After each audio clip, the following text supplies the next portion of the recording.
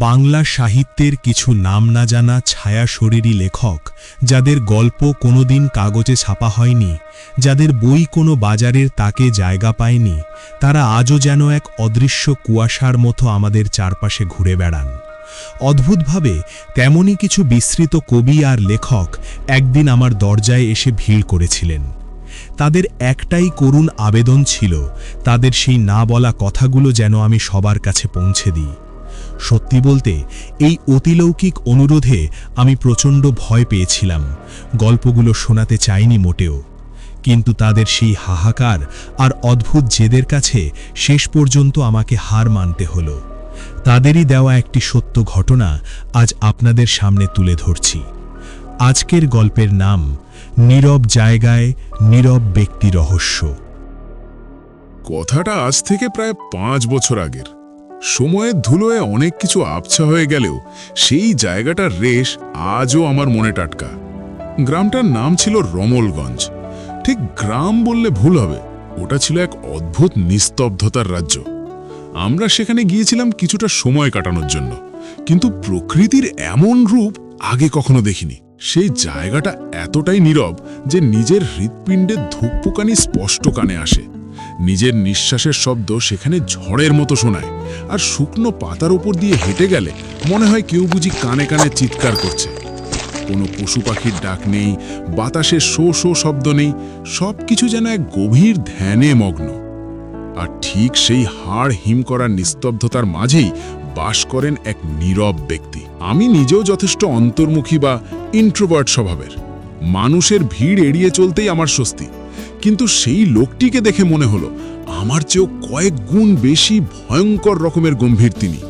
আমি নিজেকে যে মাপের নিভৃতচারী ভাবতাম, তার সামনে দাঁড়িয়ে নিজেকে খুব সাধারণ মনে হলো। সবচেয়ে অবাক হলাম যখন তিনি কথা বললেন। আমার নিজের কণ্ঠস্বর যথেষ্ট গম্ভীর এবং ভারী, যা শুনলে মানুষ থমকে দাঁড়ায়। কিন্তু তার কণ্ঠস্বর, সে যেন পাতাল থেকে উঠে আসা কোনো আদিম ধ্বনি। আমার ভয়েস যদি হয় মিডিয়াম রেঞ্জ, তবে তারটা ছিল একদম হাই রেঞ্জ, বুকের ভেতর কাঁপন ধরিয়ে দেওয়ার মতো গভীর এবং জোরালো। সেই আওয়াজে কোনো আবেগ ছিল না, ছিল শুধু এক জমাট বাঁধা নির্জনতা। আর কথা না বাড়িয়ে এবার সরাসরি সেই মূল ঘটনার গহীনে ঢোকা যাক। লোকে বলে দুজন অন্তর্মুখী বা ইন্ট্রোভার্ট মানুষের মধ্যে বন্ধুত্ব হওয়াটা অনেকটা অলৌকিক ব্যাপার। আমরা নিজেরা এটা করি না, প্রকৃতি যেন আমাদের এক সুতোয় বেঁধে দেয়। সাধারণত যারা এক্সট্রোভার্ট বা বহির্মুখী, তারা হাসি ঠাট্টা আর আড্ডায় মেতে থাকতে ভালোবাসে। তারা নিজেদের সবটুকু উজাড় করে অন্যের সামনে তুলে ধরে, ফলে তাদের চেনা খুব সহজ। কিন্তু একজন ইন্ট্রোভার্ট, সে নিজের ভেতর এক আস্ত পৃথিবী নিয়ে ঘরে। ফালতু হট্টগোলে তার মন নেই, তাই তারা অনন্য কিছু ভাবতে পারে সহজেই। তাদের মনের দুর্ভেদ্য দেওয়াল ভেদ করে ভেতরে ঢোকা প্রায় অসম্ভব। কিভাবে সেই মানুষটার সাথে আমার বন্ধুত্ব হলো তা আজ 5 বছর পর ঠিক মনে নেই। তবে জায়গাটা ছিল ভারতের প্রতিবেশী দেশ ভুটান। হিমালয়ের কোলে এক শান্ত শীতল দেশ। বৌদ্ধ ধর্মের পবিত্রতায় ঘেরা এই দেশটা পৃথিবীর একমাত্র কার্বন নেগেটিভ এবং দূষণমুক্ত জায়গা। চারদিকে পাহাড়ের সারি আর পাইনের জঙ্গল। সেখানেই এক নিভৃত কোণে বাস করত সেই অদ্ভুত ভারতীয় লোকটি। তার নাম অজুয়ন। জঙ্গলের এক নির্জন প্রান্তে যখন ওর সামনে দাঁড়ালাম, আমার গলার স্বর এমনিতেই গম্ভীর ছিল, কিন্তু ওর উপস্থিতি যেন চারপাশের বাতাসকে আরো ভারী করে তুলল। আমি কৌতূহলী হয়ে জিজ্ঞেস করলাম, অজুয়ন, তুমি এভাবে সবার থেকে আলাদা হয়ে এখানে পড়ে আছো কেন? ও শান্ত চোখে আমার দিকে তাকালো। ওর চাহনিতে এক অদ্ভুত গভীরতা। ও ধীর স্থির কণ্ঠে উত্তর দিল, আমি বাকিদের চেয়ে আলাদা, তাই হয়তো অরণ্যই আমার। ওর কণ্ঠস্বরের সেই অতি গভীর কম্পন আমাকে চমকে দিল। আমার নিজের ভয়েস মিডিয়াম রেঞ্জের হলেও ওর ভয়েস ছিল অবিশ্বাস্য রকমের হাই রেঞ্জ, বুকের ভেতর প্রতিধ্বনি তুলছিল। আমি অবাক হয়ে বললাম, তোমার কণ্ঠস্বর এত গভীর হলো কি করে? আমার চেয়েও কয়েক গুণ বেশি ভারী তোমার গলা। অজুয়ান কোনো উত্তর দিল না, কেমন যেন রহস্যময়ী এক হাসিতে বিষয়টা এড়িয়ে গেল। আমি আর জোরাজোরি করলাম না, প্রসঙ্গ ঘুরিয়ে বললাম, ভুটান জায়গাটা কিন্তু সত্যিই সুন্দর, দূষণ নেই, চিল্লামিল্লি নেই, ঠিক তোমার মতোই শান্ত। ও শুধু আকাশের দিকে তাকালো, যেন কিছু একটা দেখছে যা সাধারণ মানুষের চোখে পড়ে না। সেই মুহূর্তেই আমি বুঝতে পারলাম এই বন্ধুত্বের আড়ালে এমন কিছু একটা আছে যা আমি এখনো জানি না। অজয়নের সাথে সেই রহস্যময় বন্ধুত্বের শুরুটা ঠিক কিভাবে হয়েছিল তা 5 বছর আগের আবছা স্মৃতিতে আজ আর স্পষ্ট নেই। কিন্তু কেন আমি সেই শান্ত দেশে গিয়েছিলাম সেই প্রেক্ষাপটটা আমার ডায়েরির পাতায় আজও উজ্জ্বল। আমার বাড়ি উত্তরবঙ্গের উত্তর দিনাজপুর জেলায় হলেও গত 10 বছর ধরে আমি কলকাতার বাসিন্দা। 20 বছর বয়সে কাজের প্রয়োজনে এই তিলোত্তমায় পা রাখা, আর এখন আমি 30-এর কোঠায়। 24 বছর বয়সে বিয়ে করে এখানেই থিতু হয়েছি। জীবনটা যখন যান্ত্রিকতার আবর্তে আটকে যাচ্ছিল, তখনই একদিন মনে হলো একটু একা কোথাও থেকে ঘুরে আসা দরকার। সবাই যেখানে যায় সেখানে আমার মন টানে না। নেপালের কথা ভেবেও বাতিল করে দিলাম। আমি চেয়েছিলাম এমন এক জায়গা যেখানে মানুষের কোলাহল কম, যেখানে নির্জনতা কথা বলে। হুট করেই মাথায় এলো ভুটানের নাম। হিমালয়ের কোলে, শান্ত, নির্মল আর পৃথিবীর একমাত্র কার্বন মুক্ত দেশ। নিজের পরিবারকে কলকাতায় রেখে একাই বেরিয়ে পড়লাম।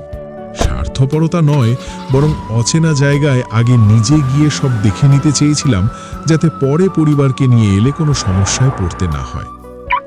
কলকাতার নেতাজি সুভাষচন্দ্র বসু আন্তর্জাতিক বিমানবন্দর থেকে যখন ড্রুক এয়ারের প্লেনে চাপলাম, তখনই একটা রোমাঞ্চ অনুভব করছিলাম। আমি জানতাম পাহাড়ি এলাকা মানেই হাড় কাঁপানো শীত, তাই প্লেনের ভেতরেই আগে ভাগে সোয়েটারটা জড়িয়ে নিয়েছিলাম। প্লেন যখন ভুটানের রাজধানী থিম্পুর পারো এয়ারপোর্টে ল্যান্ড করল, বাইরে পা রাখতেই এক ঝাপটা হিমেল হাওয়া আমাকে স্বাগত জানালো। চারিদিকে ধূসর পাহাড় আর মেঘেদের আনাগোনা। এয়ারপোর্টের বাইরে বেরিয়েই একটা ট্যাক্সি ভাড়া করলাম। আমার গন্তব্য ছিল কোনো চাকচিক্যময় হোটেল নয়, বরং লোকালয় থেকে একটু দূরে পাহাড়ের খাঁজে নিরিবিলি কোনো এক ভাড়া করা বাড়ি, যেখানে থেকে আমি এই নিস্তব্ধতাকে অনুভব করতে পারব। ট্যাক্সিটা যখন পাহাড়ি আঁকাবাঁকা পথ ধরে উপরে উঠছিল, আমি জানতাম না যে এই যাত্রাই আমাকে অজওয়ানের মতো এক অদ্ভুত মানুষের সামনে দাঁড় করিয়ে দেবে। ভুটানের সেই নির্জনতা আর অজুয়ন দুটোই যেন আমার জীবনের এক অবিচ্ছেদ্য অংশ হয়ে উঠল। সেই ভাড়া করা বাড়িতে থাকার কয়েকটা দিন আমি অজুয়নের সাথে দীর্ঘ সময় কাটিয়েছি। কথোপকথনের ফাঁকে জানতে পারলাম সে আসলে একজন ভারতীয়। তার বাড়িও একসময় আমার এই প্রাণের শহর কলকাতাতেই ছিল। কিন্তু কেন সে সবকিছু ছেড়ে হিমালয়ের এই গহীন অরণ্যে চলে এলো? অজুয়ন বলেছিল তাকে কেউ তাড়িয়ে দেয়নি, কেউ বাধ্য করেনি। সে নিজের ইচ্ছাতেই এই নির্জনতাকে বেছে নিয়েছে। সে সবার মাঝে থেকেও নিজেকে বড্ড একা মনে করত, যেন বাকি পৃথিবীর সাথে তার সুর মিলত না। তার সেই গভীর কণ্ঠস্বর যখন থিম্পুর পাহাড়ের গায়ে প্রতিধ্বনিত হতো, তখন মনে হতো প্রকৃতিও যেন তার নীরবতা শুনতে পায়। সে একাই ভালো আছে, কারণ সেখানে তাকে বোঝার মতো কেউ নেই, আবার ভুল বোঝার মতোও কেউ নেই। তবে বেশি দিন থাকা হলো না। বাস্তব জীবনের টানে আমাকে ফিরতেই হলো। কলকাতার যান্ত্রিক জীবন, পরিবার আর দায়িত্ব আমাকে ডাকছিল। একদিন সকালে সেই মায়াবী কুয়াশা ঘেরা পাহাড়গুলোকে বিদায় জানালাম। অজুয়ন কোনো বিদায় জানায়নি, শুধু তার সেই শান্ত দৃষ্টি দিয়ে পাহাড়ের আড়ালে অদৃশ্য হয়ে গেল। থিম্পু থেকে এয়ারপোর্টের সেই পরিচিত আঁকাবাঁকা পথ ধরে যখন ট্যাক্সিটা এগোচ্ছিল, তখন বারবার মনে হচ্ছিল, আমি কি কোনো জলজন্ত মানুষের সাথে কথা বললাম, নাকি নিজেরই কোনো এক রূপকে পাহাড়ের বুকে রেখে এলাম। ড্রুক এয়ারের প্লেনে যখন কলকাতার নেতাজি সুভাষচন্দ্র বসু এয়ারপোর্টে ল্যান্ড করলাম, তিলোত্তমার গরম হাওয়া আর কোলাহল আমাকে বাস্তবে ফিরিয়ে আনল। এয়ারপোর্ট থেকে ট্যাক্সি নিয়ে সোজা বাড়ির পথ ধরলাম। আজ 5 বছর হয়ে গেছে। জীবনের অনেক ছোট বড় ঘটনা সময়ের স্রোতে ভেসে গেছে, অনেক স্মৃতি ঝাপসা হয়ে গেছে, কিন্তু রমলগঞ্জের সেই হিমশীতল নীরবতা আর অজুয়নের সেই অতলান্ত গভীর কণ্ঠস্বর আমি আজও ভুলতে পারিনি। কিছু মানুষ আর কিছু জায়গা হয়তো আমাদের জীবনে ক্ষণিকের জন্য আসে, কিন্তু তারা এমন এক ছাপ রেখে যায় যা সারা জীবন বয়ে বেড়াতে হয়। নীরব জায়গায় নীরব ব্যক্তি রহস্য, হয়তো রহস্য হিসাবেই থেকে যাবে, অথবা হয়তো কোনো এক শীতের রাতে আমি আজও অবচেতন মনে সেই অজুয়নের ডাক শুনতে পাই। এই গল্পটি লেখক হলেন মিয়াহি। 2000 সালে পশ্চিমবঙ্গের উত্তর দিনাজপুর জেলায় জন্মগ্রহণ করেন। শৈশব থেকেই তার মনে ছিল অজানাকে জানার এক তীব্র আকাঙ্ক্ষা।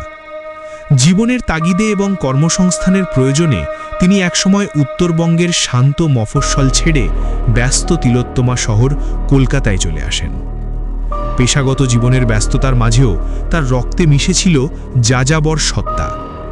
সেই টানেই তিনি ভারতের বিভিন্ন প্রতিবেশী দেশ ভ্রমণ করেছেন। তার সেই বিচিত্র অভিজ্ঞতা, বিভিন্ন দেশের সংস্কৃতি এবং মানুষের জীবনযাত্রা নিয়ে তিনি রচনা করেছেন তার জনপ্রিয় গ্রন্থ প্রতিবেশী দেশ ভ্রমণ। তার লেখায় ফুটে ওঠে নির্জনতা, গভীর জীবনবোধ এবং বাস্তবের সাথে কল্পনার এক অপূর্ব মিশেল। নীরব জায়গায় নীরব ব্যক্তি রহস্য গল্পটি তার সেই ভ্রমণের অভিজ্ঞতারই একটি রহস্যময় নির্যাস।